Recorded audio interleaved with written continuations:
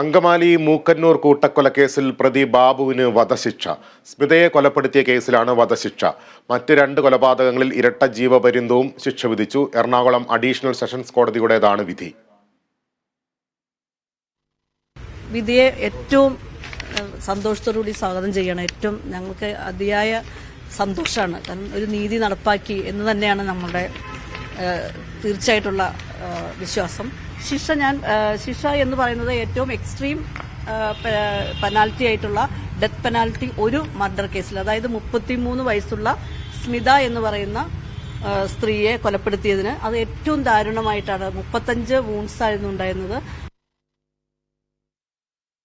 വിവരങ്ങളുമായി AT അശ്വതി കൊച്ചിയിൽ നിന്ന് ചേരുന്നു. അശ്വതി, എന്തൊക്കെ കാര്യങ്ങളാണ് ഈ വിധിന്യായത്തിൽ പറയുന്നത്? ലിബീഷ്, പ്രതി ബാബുവിനെതിരെ കൊലപാതക ശ്രമങ്ങളും അടക്കമുള്ള എല്ലാ കുറ്റങ്ങളും തെളിഞ്ഞതായിട്ടാണ് കോടതി കണ്ടെത്തിയിരിക്കുന്നത്.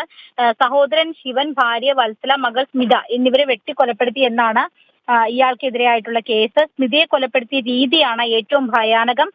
അത് കൃത്യമായി ഈ വിധിന്യായത്തിൽ കോടതി എടുത്തു പറയുന്നുണ്ട്. 35ഓളം വെട്ടുകളാണ് സ്മിതയുടെ ശരീരത്തിൽ ഉണ്ടായത്.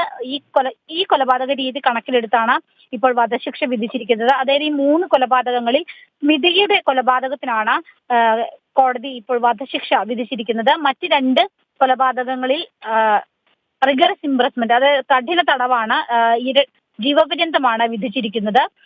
ഈ വിധി തൃപ്തികരമാണെന്നാണ് പ്രോസിക്യൂഷന്റെ പ്രതികരണം. ഒപ്പം തന്നെ ഈ വിധിയിൽ സന്തോഷമുണ്ടെന്ന്, പ്രതിക്ക് വധശിക്ഷ ലഭിച്ചതിൽ സന്തോഷമുണ്ടെന്ന് ഈ സ്മിതയുടെ ഭർത്താവും ഒപ്പം തന്നെ മകനും ഇന്ന് പ്രതികരിച്ചു. ഈ സ്മിതയുടെ ഒരു മകൻ, അത് ഇളയ മകന് ഈ സംഭവത്തിൽ പരിക്കേറ്റിരുന്നു. കുട്ടിയെ കൊല്ലാനുള്ള ഒരു ശ്രമവും ഇയാളുടെ ഭാഗത്തു നിന്നും ഉണ്ടായി. അതുകൊണ്ടാണ് ഈ കേസ് അഡീഷണൽ സെഷൻസ് കോർട്ടിലേക്ക് വന്നത്. ഒപ്പം തന്നെ അത് ഈ കേസിൽ കൃത്യമായി എടുത്തു പറയുന്നുണ്ട്. അതും ഈ പ്രതിയുടെ ശിക്ഷയുടെ കാഠിന്യം വർദ്ധിപ്പിക്കുന്നതിന് വേണ്ടി ഒരു കാരണമായിട്ടുണ്ട്. കുടുംബ വഴക്കിനെ തുടർന്നാണ് ജ്യേഷ്ഠ സഹോദരനെയും ഭാര്യയെയും മകളെയും ബാബു വെട്ടിക്കൊലപ്പെടുത്തിയത്. ആക്രമണം തടയാൻ ശ്രമിച്ച മകളുടെ മകനെയും ഇയാൾ വെട്ടി, അതായത് ഇളയ മകനെ ഇയാൾ വെട്ടിയിരുന്നു. ഈ കൊലപാതകത്തിന് ശേഷം ബൈക്കിൽ രക്ഷപ്പെട്ട പ്രതിയെ പോലീസ് പിന്നീട് പിടികൂടുകയായിരുന്നു. ഫെബ്രുവരി 11-നാണ് ഈ കൊലപാതകം നടന്നത്. എന്തായാലും ഇപ്പോൾ വധശിക്ഷ തന്നെ കോടതി ഈ സംഭവത്തിൽ നൽകിയിരിക്കുകയാണ്, കുറ്റകൃത്യത്തിൽ നൽകിയിരിക്കുകയാണ്. അപൂർവമായ കേസ് എന്ന് കൃത്യമായി കോടതി ഈ വിധിന്യായത്തിൽ എടുത്തു പറയുന്നുണ്ട്. അതിൽ നേരത്തെ ഞാൻ സൂചിപ്പിച്ചതുപോലെ തന്നെ ഇതിൽ ഏറ്റവും പ്രധാനപ്പെട്ട സ്മിതയുടെ കൊലപാതകമാണ്. വളരെ പൈശാചികമായ രീതിയിലാണ് ഈ കൊലപാതകം നടത്തിയത്. അതാണ് കോടതി വധശിക്ഷയ്ക്ക് ആധാരമായി കണക്കിലെടുത്തിരിക്കുന്നത്. ലിബീഷ്,